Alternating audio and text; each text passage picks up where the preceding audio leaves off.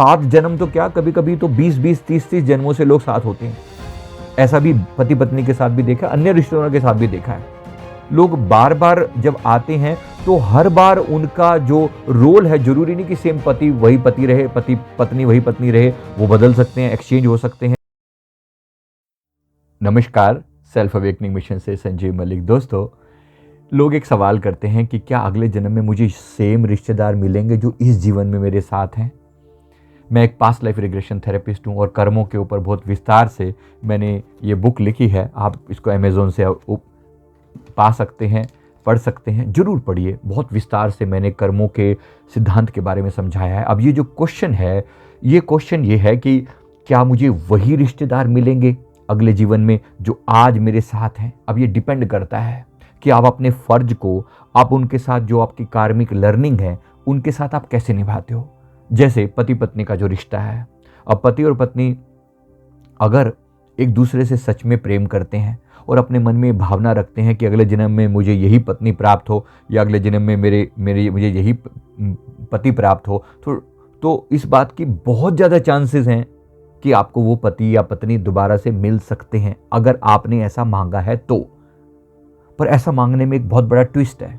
भगवान ना करे अगले जीवन में या इसी जीवन में ही अभी आपकी मांग है, लेकिन कुछ समय के बाद पति का बिहेवियर बदल जाए तो, या पत्नी का बिहेवियर बदल जाए तो जिसकी मांग आप अभी कर रहे थे, ये आपने संस्कार पहले डाल दिया है, आपने अपने मन में डाल दिया, आपने परमात्मा के आगे अर्जी लगा दी है, तो वो लिखी गई है कि हाँ आपको ये व्यक्ति जीवन में दिया जाएगा। लेकिन इसका बिहेवियर बदल गया तो, अगर ये वैसा प्यार करने वाला ना रहा या ना रही और कहीं एंटी कहीं और इसका दिल लग गया तो आप क्या करोगे। तो क्या ये उचित है मांगना? पहली बात तो ये मांग उचित है कि यही मुझे दोबारा बार बार मिले? आप नहीं कह सकते। आप अभी का बिहेवियर देख रहे हैं, आप सारी जिंदगी के लिए किसी के लिए जिम्मेवार नहीं है। क्या आप अपने मन के लिए जिम्मेवार हैं? क्या आप अपने मन इस बात की गारंटी दे सकते हैं कि अगले 3 दिन तक आपका मन किसी के बारे में बुरा नहीं सोचेगा? अपने मन की गारंटी नहीं, किसी दूसरे के मन की आप क्या गारंटी दे सकते हो? इसमें सबसे बड़ी बात होती है लर्निंग। अगर किसी व्यक्ति के साथ आपकी लर्निंग कंप्लीट हो चुकी है, एक पति या पत्नी जो भी मिले आपको जीवन से, अगर आपकी उनके साथ लर्निंग कंप्लीट हो चुकी है तो ये व्यक्ति आपके जीवन में दोबारा नहीं आएगा। आपकी लर्निंग कंप्लीट हो चुकी है। आपने, हो सकता है वो अच्छा रहा हो सकता है बुरा रहा हो सकता है मिक्स्ड रहा हो, जो भी रहा हो, अगर आपने लर्निंग सही सही ले ली है और इस रिश्ते को लास्ट में आते आते, क्योंकि आप पहली बार नहीं आ रहे हैं, समझिए अनेक जन्म बीत चुके हैं आपको साथ आते आते। इस बुक में मैंने बहुत सारे लोगों का जिक्र किया है, यहाँ तक कि मैंने देखा लोगों को कि 7 जन्म तो क्या, कभी कभी तो 20-20, 30-30 जन्मों से लोग साथ होते हैं।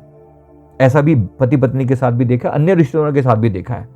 लोग बार बार जब आते हैं तो हर बार उनका जो रोल है, जरूरी नहीं कि सेम पति वही पति रहे, पति पत्नी वही पत्नी रहे, वो बदल सकते हैं, एक्सचेंज हो सकते हैं। मतलब पत्नी पति हो जाए, पति पत्नी हो जाए, उल्टा हो जाए, तो ये भी एक पॉसिबिलिटी है। लेकिन क्या आप उनके साथ निभा चुके हैं ढंग से? आपने सारी अच्छी लर्निंग ले ली है? अगर लर्निंग ले ली है तो परमात्मा आपको अपग्रेड कर सकता है। अगली बार कुछ आप बेहतर बनकर आएंगे, या बेहतर पार्टनर आपको और बेहतर भी दिया जा सकता है। इस बात के पूरी चांसेस हैं। इसी तरह से अब आपके जीवन का ऑब्जेक्टिव क्या है, इस पर भी डिपेंड करता है। क्या आप मुक्ति चाहते हैं? फाइनली क्या आप मोक्ष चाहते हैं? अगर आप मोक्ष चाहते हैं तो परमात्मा आपके लिए हर एक अरेंजमेंट करेगा कि आप मुक्त हो जाएं। मुक्ति चाहिए तो पति पत्नी अगर सच में एक दूसरे के अच्छे सहयोगी हैं तो उन्हें सपोर्ट करना चाहिए एक दूसरे को, कि मेरे कारण तुम मुक्त हो जाओ और तुम्हारे कारण मैं मुक्त हो जाऊं। तो वो कभी भी सामने वाले व्यक्ति को अपने शरीर के साथ बंधन में नहीं बांधेंगे।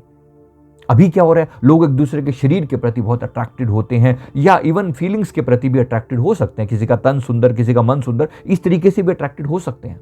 अब मैंने वही कहा कि अगर आपके संस्कार है, आप चाहते हैं ऐसा हो, तो इस बात की लगभग ये तय है कि वैसा आपको वही पति दोबारा भी मिल सकता है, वही पत्नी दोबारा भी मिल सकती है। पर आपके ऊपर से दिखा रहे हैं, अंदर ही अंदर मन में आपने संकल्प डाला कि बस प्रभु छुटकारा दिलवा दो यहाँ से। ऐसे भी बहुत लोग हैं, आप में से अनेक लोगों ने ऐसा मन में रखा होगा। ऊपर से आप बेशक दूसरे के लिए आप जो है वो करवा चौथ के व्रत क्यों ना रखते हो, मन में पता नहीं क्या चल रहा हो किसी के। हम कहीं ना कहीं देखते हैं ना, लोगों के दिल की बातें लोग हमारे से पर्सनली बताते हैं, तो भाई चल तो बहुत कुछ उल्टा सीधा रहा है। कौन चाहता है सेम पति को, कौन चाहता है सेम पत्नी को? तो इसका मतलब ये है कि ये लोग क्या, ये अगर आप नहीं चाहते अंदर से, तो पूरे चांसेस हैं कि ये व्यक्ति आपके जीवन में कभी दोबारा ना आए, नहीं आएगा। आपकी मांग प्रकृति हर रूप में पूरी करती है, लेकिन सोच समझ कर मांगना। अगर मांगने ही लगे हो, संकल्प ही डाले, तो मुक्ति का क्यों नहीं डालते? अरे परमात्मा से प्रार्थना करो कि मुक्ति दो भगवान, मुक्ति दो। ये जन्म मरण से काहे को बार बार बार बार बार बार। अगर आप पहली बार आ रहे होते ना तो शायद ये बात ठीक लगती, लेकिन अगर मैं आपसे कहूं कि आप 50,000वीं बार आ रहे हो, ओ भाई फिर बार से फिर वही पति मांग रहे हो क्या? अरे माफ करो यार, आगे निकलो। नहीं, आप सोचो ना। मैं क्योंकि इतने लोगों के जन्म देखे हैं तो ऐसा लगता है कि किसी व्यक्ति के 50,000 जन्म हो चुके हैं, किसी के 1,00,000 जन्म हो चुके हैं, किसी उससे भी ज्यादा जन्म हो चुके हैं।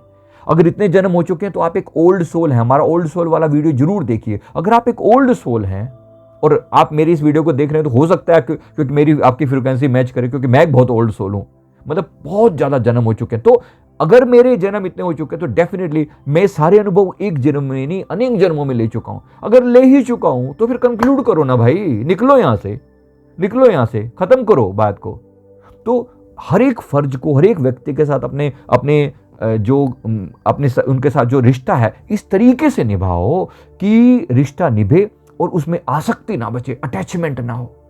क्योंकि जाना है उसने भी और जाना है आपने भी, इसलिए बिना अटैचमेंट के जितना निभा सकते हो प्यार से सामने वाले के प्रति सेवा का भाव रखो, देने का भाव रखो कि मैं इस व्यक्ति को क्या दूं। अगर आपका ये वाला रिश्ता है, देने का रिश्ता है, खुशी का रिश्ता है, आनंद का रिश्ता है, तो परमात्मा डेफिनेटली आपको अपग्रेड करेगा और बेहतर और बेहतर और बेहतर बन के आओगे। अगर आपका सिर्फ मांगने का इच्छा है, मांगने वाला ही पार्ट है, तो क्वाइट पॉसिबल कि व्यक्ति आपके जीवन में दोबारा आए। इसी तरीके से बच्चों के साथ भी देखो, अन्य रिश्तेदारों के साथ भी देखो। जिस व्यक्ति के साथ आपका लेन देन का रिश्ता अधूरा बचा है, उसने आपके प्रति नफरत की, आपने उसके प्रति नफरत की। प्यार करने वाले भी दोबारा लौटेंगे और नफरत करने वाले भी दोबारा लौटेंगे, ये भी ध्यान रखिए। किसी के प्रति भी मत रखो अपने मन में कोई ऐसे ग्रज मत पाल के रखो, क्योंकि कर्म क्या है? कर्म देखो, आप किसी व्यक्ति के साथ कुछ डीलिंग करते हो, उस व्यक्ति के प्रति मन में संस्कार बन जाता है, वो कर्म है। ये व्यक्ति के साथ आप कहीं ना कहीं माफी मांगकर मुक्त हो सकते हो, लेकिन जो संस्कार अंदर पड़ा हुआ है उसका क्या? उस संस्कार से मुक्ति तभी मिलती है जब आप निष्काम ढंग से कर्म करते हैं और प्रार्थना करते हैं कि बस प्रभु अब मैं मुक्ति चाहता हूं, चाहती हूं। जब आप ऐसे ढंग से बिहेव करोगे, प्रार्थना करोगे, तो मुक्ति की तरफ ही जाओगे। और अगर ऐसा नहीं किया तो बाय डिफॉल्ट अगला जन्म होना ही होना है। इस बात की 99% संभावना है कि अगला जन्म होगा।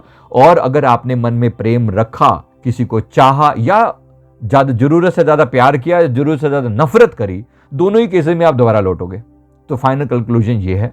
इसीलिए लेन देन के रिश्ते को ढंग से कंक्लूड करो अगर आप मुक्ति चाहते हो तो ये मेरा फाइनल ये है वर्डिक्ट जो मैंने कहा। मुझे उम्मीद है कि आपको मेरी बात समझ में आ गई होगी।